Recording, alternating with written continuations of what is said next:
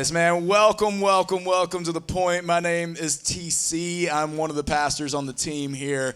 And man, we're very excited that we're in December because December means that we have once again concluded the bitter debate that rages every year of when it is appropriate to play Christmas music and put up the Christmas tree, right? I don't know what it is, but people are very vicious and impassioned about the time of year that they put up their tree. You got people that it's before Thanksgiving, and those seem to be the ones that are judged the most. And then you've got the, after Thanksgiving people, and then there's some people that are like, if it goes up before December, then you're a crazy person, right? And so there's all kinds of different things. I think probably the best thing that we can do right now, I don't think we can solve the debate, but we can at least know where we stand as a church. And so I'm going to ask for show of hands to know what kind of Christmas person are you? How many of you guys are the before Thanksgiving Christmas decorating crowd?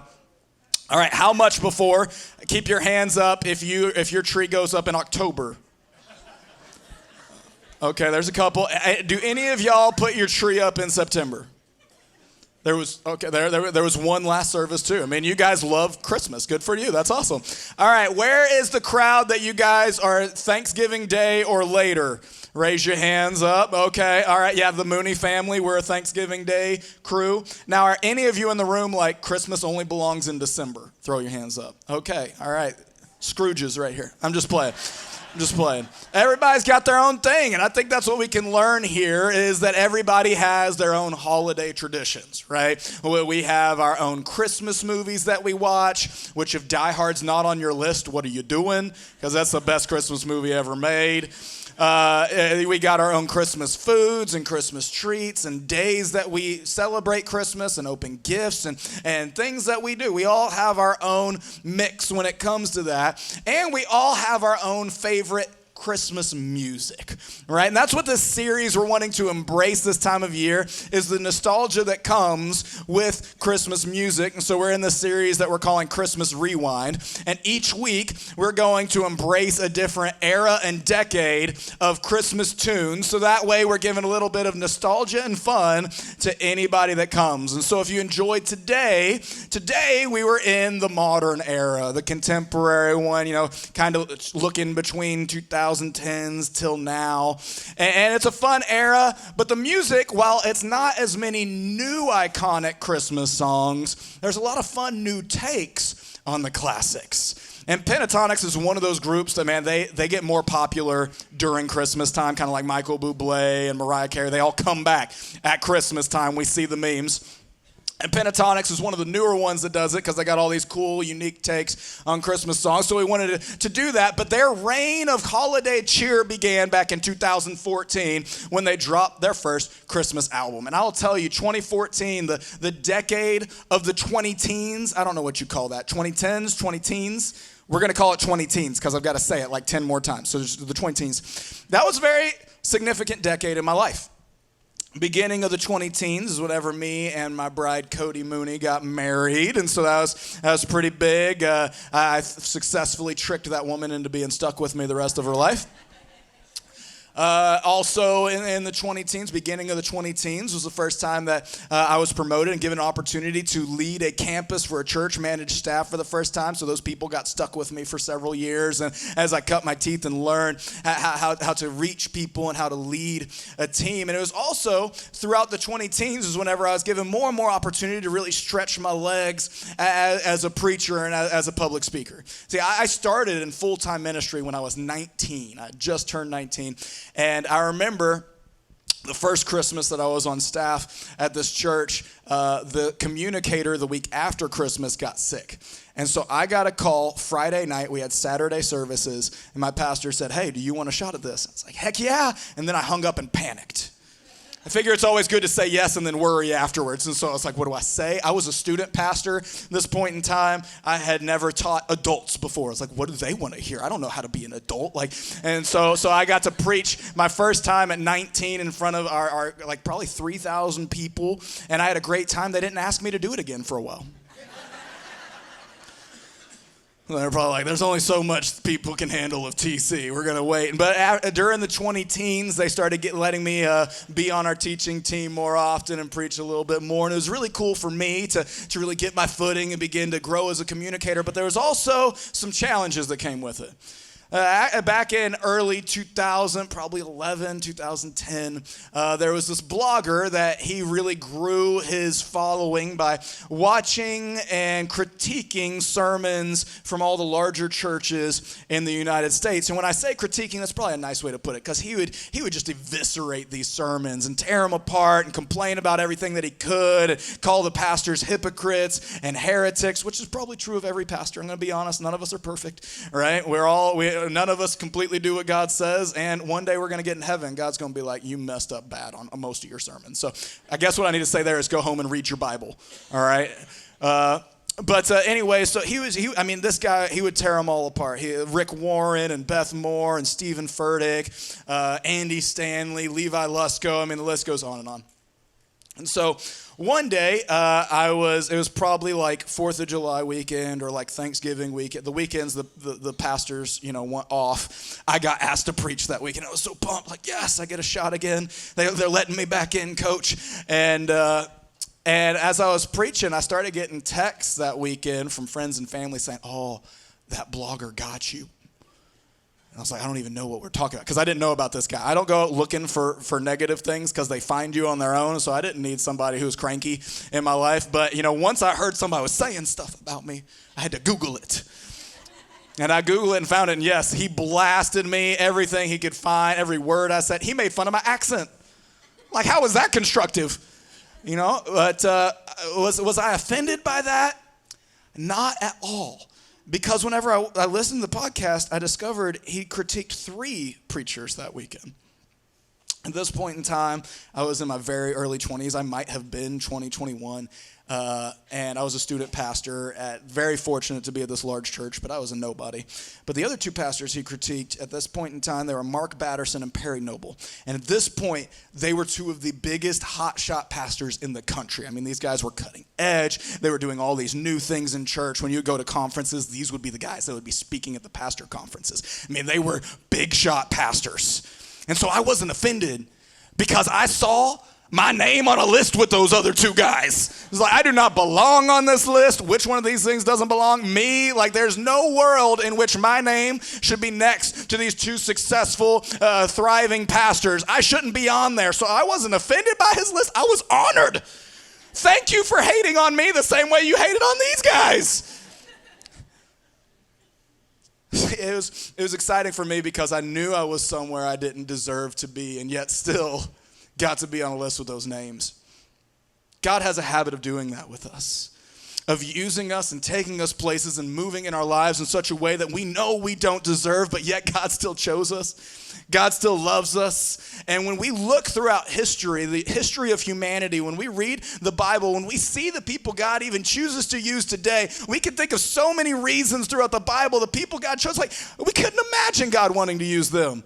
We would consider those people too messed up. We would consider those people too far gone. We would consider those people unworthy, but yet those are the people that God chooses to use the most. He loves to use the ordinary to do the extraordinary. And he's done that all throughout time, including the biggest event in history, Christmas Day. The day that Jesus, his son, was born. God chose to invite some people we would never imagine God would choose to be there. We've grown up. We've seen the nativity scenes, right? I was going to put one up here, but the only one I could find in our house was one that Cody had already put out, and I didn't want to create marital issues, so that's at the house. So just picture in your mind's eye a nativity scene. But I would imagine if I hadn't read the Bible, hadn't grown up seeing nativity scenes, I would imagine the birth of God would be a big event. Right? You would think that, especially with hundreds of years of prophecy of people saying, hey, God's son is going to be born. He's going to be born here. Here's the things that are going to be happening in culture and society at that point in time. Be on the watch. Jesus is coming. He's going to be God himself. He's going to be the savior of humanity. He's going to heal us from our sinfulness and our brokenness. He's the King of Kings, the Prince of Peace. You would think that every single king and every single celebrity and every single politician and every influencer would be there. It would have been a worldwide televised event, but we've seen the nativity scenes. There's not very many people in them. You got baby Jesus and a couple other players. So when the whole world somehow missed out on the biggest event in history, who were these people that got to be there? Well, first of all, it was Mary. I mean, Jesus' mom. She was pretty pivotal in the whole birthing Jesus thing. And then Jesus' stepdad, Joseph. But then these two other groups of people were there as well. And I want to take a look at these groups of people today. I don't have the Nativity, so I hope you've seen one before. You have one group of guys that they like to hang out with sheep. Anybody know who they are? Shepherds, that's right. And then we got this other group of people. They tend to have fancy clothes in the Nativity, and they come carrying stuff. What were those guys called? Wise men. So we got the shepherds and the wise men. And I think the reasons why God had them there are very compelling reasons that affect our life and how we follow God today. And so we're going to look at them. I'm going to warn you, I shouldn't say this, but it's a little bit longer of a message today. So you're going to be checking your watches more than you generally do. But I promise we'll keep it engaging. And we got a fun treat for you at the end. Here we go. First group that we're talking about today is the shepherds, all right? The shepherds, baby Jesus is born in Bethlehem, completing the prophecy that had been made 100 years before. And as soon as baby Jesus is born, a whole bunch of dudes out in the field get an interesting visit. It says here in Luke chapter 2, everybody, I want to make sure you're with me. We're in Luke chapter what? 2. Good job, Luke chapter 2. And there were shepherds living out in the fields nearby, keeping watch over their flocks at night. An angel of the Lord appeared to them, and the glory of the Lord shone around them, and they were terrified. But the angel said to him, "Don't be afraid. I bring you good news that'll cause great joy for all people. Today in the town of David, a Savior has been born to you. He is the Messiah, the Lord. This will be a sign to you. You will find a baby wrapped in cloths lying in a manger." Then suddenly, a great company in the heavenly host appeared with the angel, praising God and saying, "Glory to God in the highest, and on earth peace to those with whom his favor rests." Then the angels left him. And gone into heaven, the shepherds said to one another, let's go to Bethlehem and see this thing that's happened, which the Lord has told us about. So they hurried off and found Mary and Joseph and the baby who was laying in the manger. And when they had seen him, they spread word concerning what had been told to them about this child. And all who heard it were amazed at what the shepherds said to them. All right, you've probably heard that story before, right? A bunch of shepherds in a field, angels showed up, and they went and saw baby Jesus. If you read it like that, then yeah, it's not that exciting. This was crazy. Okay, these dudes, they're out in the field, normal night, just doing the job. And then bam, a whole bunch of angels show up. And if you're anything like me, when you think of angels, there's one of two things you think of. Around February, you think of chubby, tiny baby angels with wings called cupids, right? And they come with bows and arrows that have heart-shaped arrowheads. The other one you think of is the classic Christian painting angels, right? The big Nordic guys with lovely blonde hair flowing in the wind and wings, and they wear white bathrobes. Those two kind of angels you think of. Those are not the angels in the Bible. The Bible does not describe angels in either of those two ways. The description of angels, if you read Revelation, it's freaky. It would freak you out for an angel to come visit your house. And if you read the Bible, the majority of the time when angels show up and they're in full angel mode, people are terrified. It says it right here, right? The angels didn't show up and they didn't go, oh, they went, ah, right? It was completely different. And these angels, there's a reason people were terrified. I mean, angels are holy spiritual beings. I mean, it's unlike anything you've seen, the fearsome, the power, the overwhelming power of these angels in your presence. It is terrifying. And you read in the Bible, they're not cute, cuddly things, man. They're some bad dudes. Old Testament, one angel by himself, 180,000 Assyrian soldiers wiped out by one angel. And so if I was a normal average shepherd out in the field with my boys and all of a sudden an army of angels come singing at me, I'm terrified. I probably gotta go change my pants. And so in the Bible, when these angels show up, they're always like, hey, calm down, I'm not gonna smite you, you're good, God's got a message for you.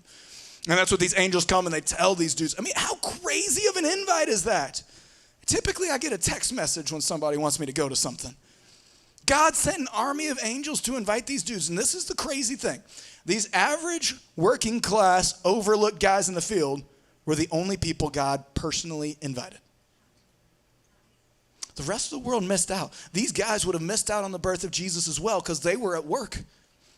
God showed up and invited these guys. And the thing that makes it crazier is in religious society at that point in time, shepherds were specifically viewed as unworthy, undesirable, and unclean. The Pharisees, the religious elite of this time, had done what religion does to the laws of God. They added more rules and more expectations on what the Bible, the law of God, had to say. And I believe, my hope is that originally the intention was good. They're like, if God says don't do this, then we'll draw the line a little bit further back so that way we don't get too close to doing the thing God says not to do. And that sounds nice. But then eventually you get so focused on obeying this rule that you're putting more and more distance between you and God because you're trying to be good enough on your own. And we all know what happens when we try to be good enough on our own. We don't. And it seems to naturally create these two groups of people. The people that keep some more of the rules than others, and the people that don't keep very many rules at all. And it creates the good people and the bad people and no godly people. And that's what was happening here. These Pharisees, they had this long list of rules of things that made you good and clean and worthy. And one of the rules was that you had to take lots of baths. It was like during the day, you had all these spiritual washings that you had to do before you ate and before you did anything. And there wasn't an easy thing to come along. You didn't have the shower in the house. You had to always have these basins ready and filled and clean. And so the Pharisees were doing that, but these working class guys out in the field, they didn't have access to that kind of stuff. They had to have water for drinking and taking care of their sheep. So the water they did have probably wasn't that good of a water to use. They didn't have availability to do that as they were defending their flocks and doing their job. So therefore, because they could not do those spiritual washings, they were seen by the Pharisees as undesirable, unworthy, and unwelcome in religious circles. But out of all the people that God could have chose, out of all the most powerful leaders, out of the religious people, out of the pastors in the local city, God didn't choose any of them. God chose the unwelcome. I think God chose these shepherds. I can think of two reasons off the top of my head. First, I think it's because God was showing right here, day one of Jesus on earth, what Jesus' mission was, is to reach the people that others have left behind, to reach the people who are broken, to reach the people that are messed up, to reach the people that are unperfect, unclean, and that other people think are too far gone. That's who Jesus is here for. He's here for me. He's here for you. But I think the second reason that God chose these shepherds is because he knew they were bad at keeping secrets. Right? I mean, Luke chapter 2, verse 17, when they had seen him, when they saw baby Jesus, they spread the word concerning what had been told them about this child. Guys, I'm going to be honest. I'm fighting a cold and my voice is going. So be glad you're not third service. So I got to take a break for a second. All right, so the shepherds, they come and see Jesus and then they go tell everybody. There was no instructions to do that. Did you notice the angel didn't say, hey, go check Jesus out and then let people know about him? There's no verse that says Mary's like, hey, I just gave birth to God. Can you let people know? There's none of that. The shepherds see it and they go out and they tell people. And what's the verse say happens when they tell people? They're amazed. Their minds are blown. They're asking all these questions. Is this possible? What do you think the shepherds said to them? You think they pulled them aside and they're like, hey, man, let me explain to you the foundational beliefs of Christianity.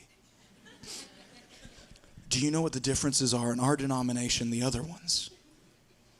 Before I can tell you about Jesus, I need you to fully understand the ordinances of baptism and communion. No. What did they share? What did they tell? What they experienced. See, I love food. I love food a lot. It's one of my favorite things about moving to Fort Wayne is we lived in an area that the only kind of food we had was like national chains. It was like McDonald's and Pizza Hut. And we moved here and you guys got local food. I was very excited about that. And because of that, I had a list of 70 restaurants I wanted to try whenever I moved here. That is no exaggeration. Yeah, my boy Josh is shaking his head because I've asked Josh to add to my list because he knows good food. He was telling me about things. I was like, awesome. So we've lived here 3 months as of 2 days ago, and we've already had 22 or more of the 70 on my list, right? I love it. That's also why I'm using a hole on my belt I've never used before. And so where are my foodies at in the room? You guys love good restaurants, good food. All right, that's what I'm talking about. That's what I'm talking about. So would you mind or would you be interested if I shared my top 5 favorite places I've had so far in Fort Wayne? Would you guys be down for that? Okay, you guys like food more than first service. So here we go. Honorable mention before we jump in. I had to mention it though. So number 6 is Yats. It's this casual Cajun restaurant. Okay, that's what I'm talking about. I've had authentic Cajun food before. I love spicy food and everything, and I haven't found very many good Cajun restaurants. And this one, it's good. It's not like, like you're in the bayou, but it's good. So if you never had Cajun food, check it out. If you have had Cajun food, check it out. It's cheap. It's good. We love it. Their Cajun bread is fire, is what the kids used to say. I don't think that's even relevant anymore. Anyways, here we go. Top 5, number 5, right? Number 5 favorite restaurant we've had so far in Fort Wayne is Junk Ditch, right? It's like this gastropub, brewery, hipster joint with a horrible name. I don't know why you would name your restaurant that, because why would you want to eat something that starts with junk, right? That you found in a ditch. I don't know where that came from.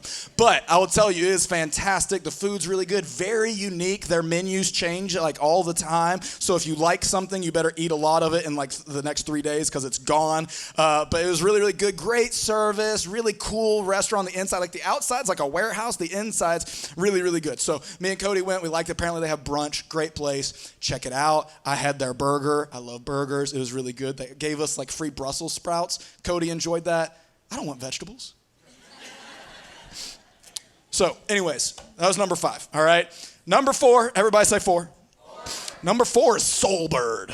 Soulbird is a Mexican fusion restaurant that they put Mexican flair on dishes that are not Mexican dishes. Like they have this Korean barbecue tacos there. They've got a goat cheese quesadilla. My favorite thing they had there was something called Mexican poutine. Now, poutine is a Canadian dish that they put gravy and cheese on French fries. And so what they did here was they put French fries, and they had like Mexican gravy, but there was chorizo, and there was queso fresco, and there was cilantro, and there was salsa, and it was amazing.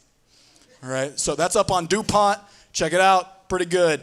Number 3, everybody give me 3. Number 3 is Proximo, all right? Proximo is this really good restaurant downtown. It is Cuban-inspired food. It's not Cuban food, but Cuban-inspired. It is a little pricier. Me and Cody, since we had our son Reese, have only had like 3 official date nights. One of them was here, worth it. It was fantastic, probably the best flank steak I've had in my life. All the food was like, you could tell that chef's like, how am I gonna blow their mind out there in the back? Our service was fantastic. Pretty sure the server is like in our will now, like he became that close to us when we were there. Really cool atmosphere, really neat place to check. It's actually where me and Cody had her birthday lunch. It's not where we intended to go for Cody's birthday lunch. Where we intended to go was number 2. Everybody give me number 2. Number 2 is Big Apple Pizza. We intended to go here. They weren't open that day, and so we went to Proximo. But I'll tell you this, man. I love pizza. I think pizza's a gift from God. And so we can't, anywhere we move, I try all the local pizza joints. This is my favorite, all right? I love New York-style pizza. You know, it's like the big pizza, the flat pizza that you got to fold it in order to eat it. And I lived in South Florida. It's actually a lot of authentic New York-style pizza in South Florida because all the people who don't want to be in the cold anymore in New York moved to South Florida. And I had it, and it was really good. Then I've lived other places in the country, and they have New York-style pizza, and that's just gross pizza. And so when I moved here and people were like, you got to try Big Apple, it's authentic, I was like, sure it is. The rumor's true. It is fantastic. All right. It is probably my favorite New York style pizza I've ever had. It is wonderful. Me and Cody have been multiple times. It's very, very good. I've gotten to know the owner, Tim, a little bit. He's a great dude. We love Big Apple Pizza and probably have already spent, like, they have a rewards program. I already have way too many rewards. So that's number 2. Number 1, everybody give me that drum roll. Number 1, because this is my favorite genre of food, number 1 is Moe's Tacos. Now, this is not to be confused with Moe's Southwestern Grill, the national burrito chain.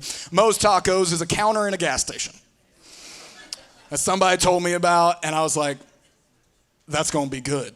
If you have people showing up and you're in a gas station counter, that food's got and it's so good, man. Their queso's got this good kick to it. Their tortilla chips, you can tell were intended to be taco tortillas that they just deep fry, and they're thick and they're delicious. I've had like so many things there. I love all of it. But I'll tell you, like even their chicken tacos are good. And chicken tacos, they're like your basic, right? You know you can have chicken tacos and survive the meal, but they're like something they do with the meat or something like that's a chicken taco. It's good stuff. I highly recommend you guys go check all this stuff out. Go check them out. If you don't like it, don't tell me. It'll hurt my feelings. Man, I love food. If you guys got places that aren't on my list that I haven't mentioned, please come tell me, because I've already, first service given me, my list is getting close to 70 again. But man, I love food. I love burritos. I love pizza. I love burgers. I love steak. I love sushi. I love all of it. Pasta, I love it all. I love to eat it, but as far as making it, I hate that. I don't like to be in the kitchen unless it's to receive food that exists already. I don't like cooking. I don't like trying to figure out the recipes and the ingredients and all that stuff. I don't like it. It annoys me, all right? But just because I don't know how to make food does not mean I can't tell you where to find some delicious food. I've had it. I don't know what's in it, but I can tell you when I'm a satisfied customer. The same goes with sharing with somebody what God's been doing in your life. A lot of people are hesitant to invite people to come and be a part of church because they're like, well, I don't know enough of the Bible, or I don't know the words to Kumbaya, or I haven't, blessed anybody recently, and so I've got to get all that figured out before I can tell somebody about Jesus. But that's not true.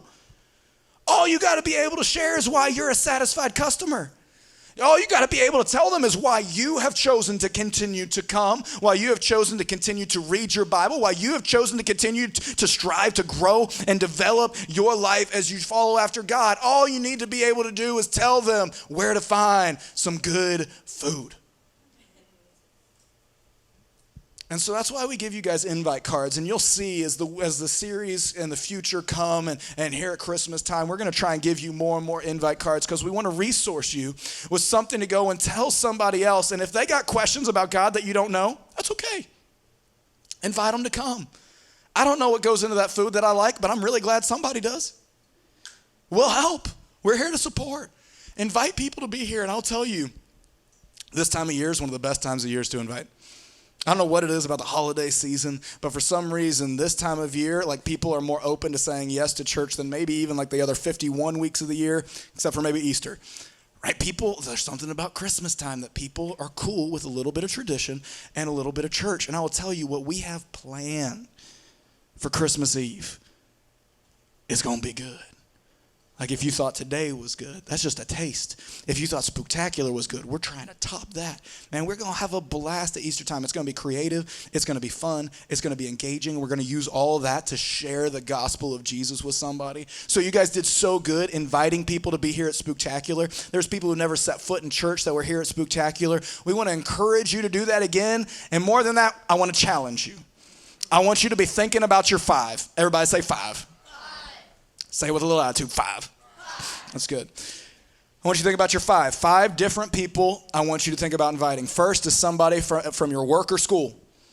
In that environment, when you're in that, think of somebody, get a face in your mind of the person that is in your work or school that you know that you want to see come and hear a fun, engaging message about how much Jesus loves them. Number 2.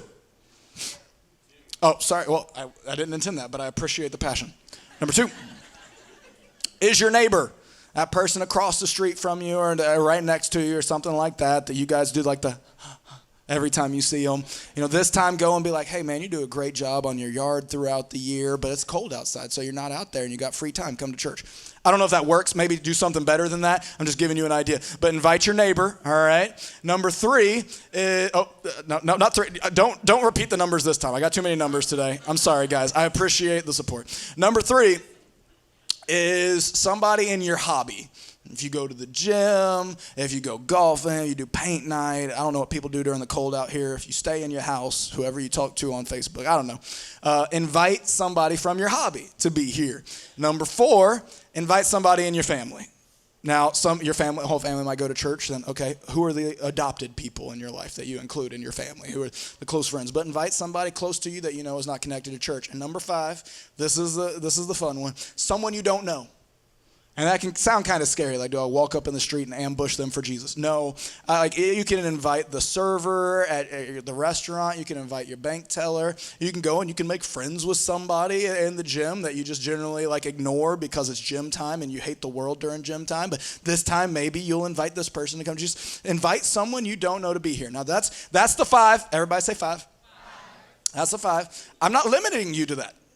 If you want to invite more than that, absolutely. But I feel like that baseline for naturally introverted people, that baseline is going to push us, it's going to challenge us. And I say us. This will shock you. I'm introverted. I know you're all like, bull. It's true. I am naturally an introverted person. When I'm out in public, I prefer to not talk to people.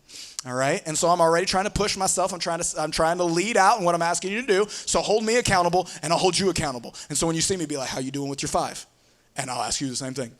All right? So let's do this. Let's invite, because guys, it's awkward. What if they say no? Well, what if all 5 of the people say no? Man, that's awkward. What if one of them says yes? What if out of all the services, we all invite our 5 and only one person shows up out of all the people we invited? And they hear how much God loves them, that there's nothing that they can do to earn God's love. They can't be good enough for God's love, but there's nothing they can do to be bad enough to not be accepted about God. And they make a decision that changes everything. I think that's worth a little awkwardness and worth all the no's that we could ever hear. So invite. We've got invite cards in the lobby, guys. Go out there and grab them. First service left you a couple. I would love it if I have to tell third service you should have come earlier. But only if you hand them out. If you take those invite cards and you leave them in your card, God knows. So take them, invite your 5 people, invite, and invite could change everything for somebody. So that's the first group of people that we see in the Nativity that showed up to celebrate Jesus' birth. And the second group was a whole bunch of fancy dudes. What were they called? The wise men. The wise men show up, and it's kind of weird that they're in the Nativity because they were very late. The wise men probably showed up when Jesus was 3 years old. Just saying, if someone invites you to Christmas dinner and you show up 3 years late, that's weird, right? I mean, these guys showed up 3 years late, but to their credit, they left their house as soon as they got the news. That is how far away these wise men lived. It took 3 years to travel to be there to celebrate and honor Jesus, which means they were foreigners. These guys probably didn't believe in the Hebrew God. They probably didn't know any of the Hebrew prophecy.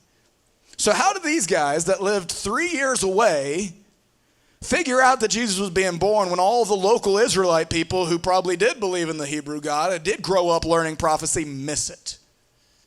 I think the big difference here is that these wise men were paying attention. We see here Matthew chapter 2. This is a different book of the Bible. We're not in Luke 2 anymore. We're in Matthew 2. It says, after Jesus was born in Bethlehem in Judea during the time of King Herod, Magi from the east came to Jerusalem and asked, where is the one who has been born King of the Jews? We saw his star. Guys, every time it's underlined, you know it's coming. You know it's coming. We're going to give it to you again. Front row, right here. You guys nailed it. Good job, Sophia. Where is the one who's been born King of the Jews? We saw his star. Nailed it. Good job. Second time's a charm. We saw his star when it rose and have come to worship him. All right? So these guys, Magi is another name for them, the wise men, they were foreign astrologers. These were guys that observed the stars and assigned meaning and even divinity to the stars. And these guys, they liked the stars a lot. Stargazing was very popular in ancient times because they hadn't invented Netflix or Hulu yet. Seriously, like at nighttime, they had nothing to do. It was during the hot season of the year, and we know that most likely Jesus was not born on December 25th, 00, right? He was probably born more in the springtime, April time is what people estimate, but it was hot, and we know it was hot outside because where were those shepherds watching their sheep? They were out in that field. They weren't bundled up by the fire under a cozy blankie. They were out in the field. And so in the hot seasons, people would go up on their roofs because they didn't have air conditioning. They would go on the roof, and so the cool breeze would kind of keep them cooled down. They'd sleep up on the roof. What do you got to do when you're up on the roof laying on your back? You just look at the stars. So people really like the stars. They were all about the stars. They would observe the stars and enjoy the stars, and they would assign symbolic meaning to the stars and all these different things. And so these guys were professional stargazers. They were all about the stars, and they noticed something different happening in the sky, something very unusual that was not what typically happened. They noticed a star that was brighter than all the other stars, noticeably brighter, and also the star moved and stopped. Now, you see them reference it in Matthew chapter 2, verse 9. It says, after they had heard the king, they went on their way, and when the star they had seen, when it rose and went ahead of them until it stopped over the place where the child was. When they saw the star, they were overjoyed. On coming to the house, they saw the child with his mother Mary, and they bowed down and worshipped him. Then they opened their treasures and presented him with gifts of gold and frankincense and myrrh. Now, the star moved and then it stopped. I am not an astronomer. I do not work at NASA. Shocker, because I know all you guys are like, he's a scientist, I know it. But I'm fairly certain most stars either move or don't, right? You got comets in the sky. Those technically aren't stars. But you got things, up there like, ooh, look at that going on. Like, and then you got stars that like they stay kind of in the same place. We move, but a lot of the stars, kind of stay in their area and all that stuff. So for a star to move and then stop, that might be something. If you aren't really into the whole Bible or God thing, then you'd be like, see, that's kind of the kind of stuff that I'm like, that's proof you can't buy into this stuff. And I understand that, but I think the opposite. I think this is proof that it is. So there's this really smart scientist guy named Kepler. Everybody say Kepler. Kepler developed a formula to mathematically determine and predict where stars and planets, celestial bodies, will be in the future. And that same formula can be used to estimate and understand where stars were in the past. And so some current, like in recent years, some scientists that work at NASA that are Christ followers, very intelligent guys, they use that formula to try and determine what could have happened that would make a star move and stop. And what they found was something very rare called a convergence. And what happens in a convergence is whenever planets in our solar system align. When you look up at the stars at night, the brightest stars in the sky are not stars. They are planets. They're closer to us, and they reflect back to us the light from the sun. And so whenever we see these in the sky, they look brighter because they're closer to us. And whenever they align, because we're all moving in circles around the sun, sometimes those orbits match up, which makes that star seem bigger because it's two on top of each other. And as these stars are orbiting where other stars might not be moving as much, planets do move. And as it's moving, it would have made it look as if the star was moving across the sky. This convergence at that point in time, they saw that when we look back and use Kepler's formula, that it was Saturn and it was Jupiter that they aligned. But the convergence was just not two planets, it was three, because eventually they lined up with us.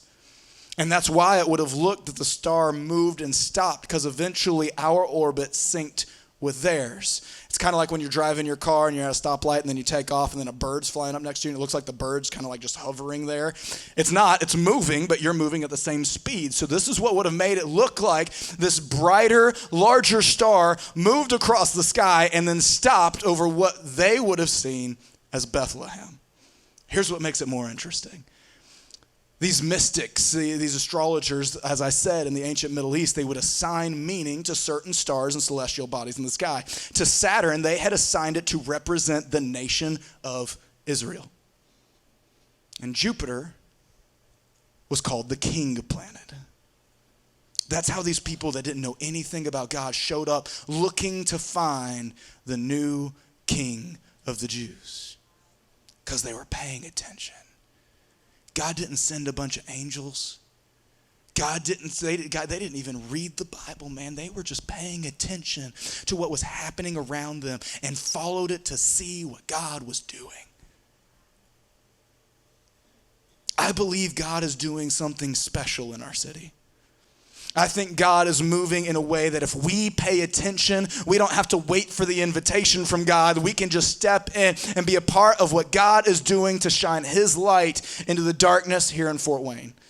I moved my family here because I saw the opportunity here that Fort Wayne is growing so much faster than the rest of our nation. Back in 2021, Fort Wayne grew 5 times faster than the national average. There's more and more housing developments and housing additions going in. This year alone, they approved 1,200 new houses to be built. At the beginning of the year, they've added on more and more as the year's gone on. And a lot of those houses are being built right here in our corner of Southwest Fort Wayne. And in the city of churches, there's churches like across the street from each other and all these different things. In our corner, there's a lot less churches than the rest of the city. We have an opportunity to be a part of what God is doing, to bring people closer to him. But in order to reach people we have not reached yet, we need to do things we have not done. And I believe that means taking some risks and doing some things that our church has not done for quite a while. And so I want to share with you what we believe as your staff, your board, as we've talked and dreamed and prayed together. These are the things that we think best position us to reach the people that are moving here that are not connected to church and not connected to God. And so here's some of those things. The first thing is that I think that we need to enhance our in-person and online services. You're here because you already enjoy what we do, and that's awesome. But you might not know that a lot of our technology, the screens, the projectors, the computers, the TVs, a lot of that was installed in 2012. And just to give you an idea of what was happening in 2012, they were releasing the iPhone 5. Taylor Swift was still doing country music. And Somebody I Used to Know by Gautier was number one. All right? If you still know what that song is, that means you were, alive back then. Our technology, when it was installed, they generally give useful projected lifetimes of most TVs and computers as 3 years. This is proof prayer works, people. Just saying. This is way past its useful life. It's still hanging in there and putting along, but it gives us a lot of issues. It restricts a lot of things we can do. If you've ever noticed, like whenever we've done videos up here and it hasn't matched what we've been saying on stage, it's because it can't do it on time. It's slow. It's got issues. And so whenever people come here, like I said, you guys are here, you enjoy it, you love who we are and everything. And we might actually have better tech than a lot of churches in our city, but when people come here that don't go to church, they don't compare us to other churches. They compare us to the concert venues that they go to. They compare us to the Coliseum. They compare us to the banquet halls that they were at. They compare us to their own home theater system. And what I want us to tell them is that the message that we have is important enough to deserve the best presentation we can give it. And so I don't want to continue to give a blemished offering to God. I want to give him our best. And so as we've been looking at what it takes to replace the tech and get updated, we've decided that the best bang for our buck is to actually get rid of all this and do an LED wall on our stage to match some of the tech we see at our local venues and things like that. Surprisingly, it's not a huge leap more from what it would cost to replace every single thing in this building. So that's what we're looking at doing. We also... just picture with me, if you will, the creativity and the things the guys can do up here, restrained by our technology. Can you imagine what they can do with the new stuff? And we're excited for that because we want to tell the story of God in the most compelling way so people will press in and listen. We also want to improve what we're doing online. We have a good product online, but it's pre-recorded, and it's generally, it's been one of us talking to a camera. And the reason I want to change that is because people check us out online generally before they come in person. And if they check us out online, even though it's a good product, it's not an accurate representation of what it's like because you're not there. We speak different when we get to talk to you. Our music is better when we interact with you. When somebody's getting to sit in this room, you are the X factor that they get to sit around and they get to laugh with and they get to hear sing and they get to see to learn with you. We want them to get to experience you because you are how they will connect and grow with God. And so we want to improve our services so that way we can better reach the people in our community that are not here yet. Secondly, we want to modernize our facility a little bit. This was the old Sweetwater building. It was built a long time ago. And when we moved in here and updated our tech in 2012, we also painted it and haven't done any painting or updating since then. And it looks like it, right? You probably noticed as you were coming in, part of the lobby is a different color. The floor is a little bit different in the cafe. It's because we're moving forward on trying to get it a little brighter. The color scheme that we picked and everything might match with our branded colors, but it's a little dark. And when me and Cody were interviewing, we came here, we didn't have our kids with us, and we walked through the kids building. That's like the darkest part of the church. And we were kind of glad we didn't have our kids with us because we didn't want to walk into the darkness and leave our kids with somebody we didn't know and then leave them in the Shadowlands. And if that's how we felt, what about the people that don't have a reason to be here? We want them to feel welcome. We want them to trust leaving the most precious thing in their life with us, their kids. We want our building not to be a restriction that people have to go, we enjoyed it after we got past the building. We want it to be a resource. We want it to be something that only helps us make people feel more welcome and happy to be here. And so we're doing this campaign. We're calling it the Greatest Gift Campaign. And the reason is because, Christmas, we're supposed to celebrate Jesus' birthday, but a lot of times when we throw him a birthday party, we give each other gifts and him nothing. That's a bad birthday party. I don't want y'all to do that at mine. You get nothing. I want it all. Just playing. Seriously, though.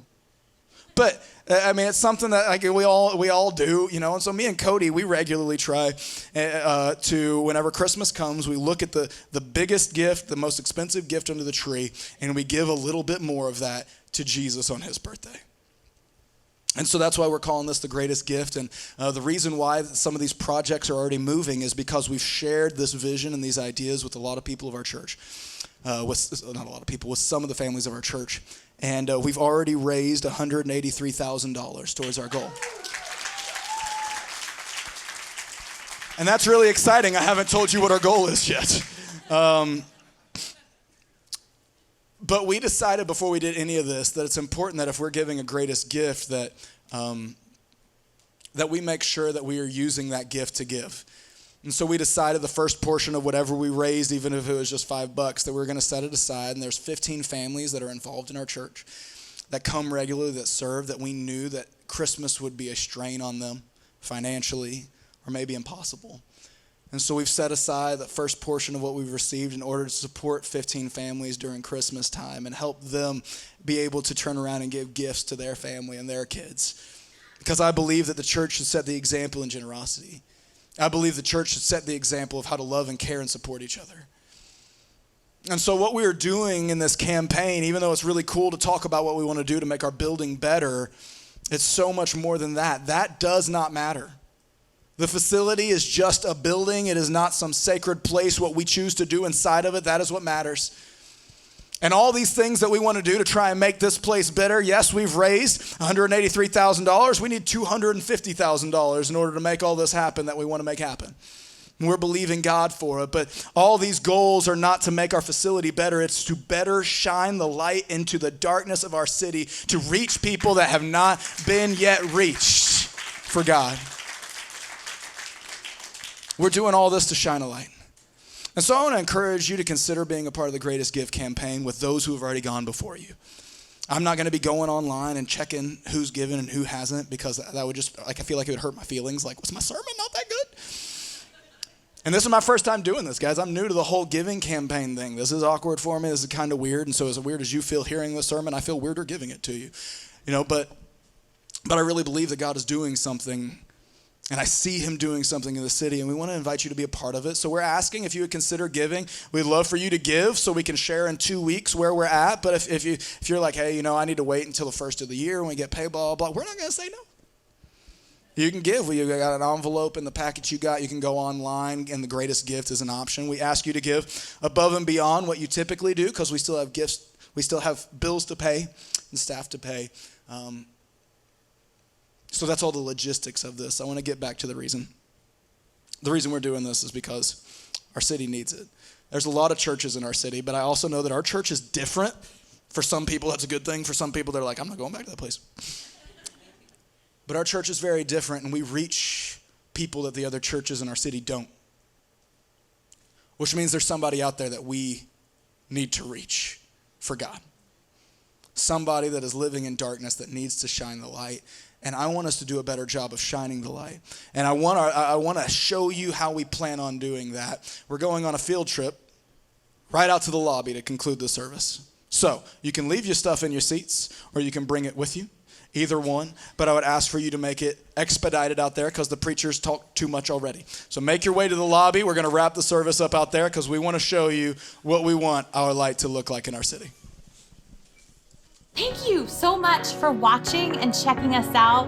Hey, I want you to know we go live every Sunday. So I would love for you to like and subscribe to make sure that we can stay connected together all the time. I'll see you next time. Bye.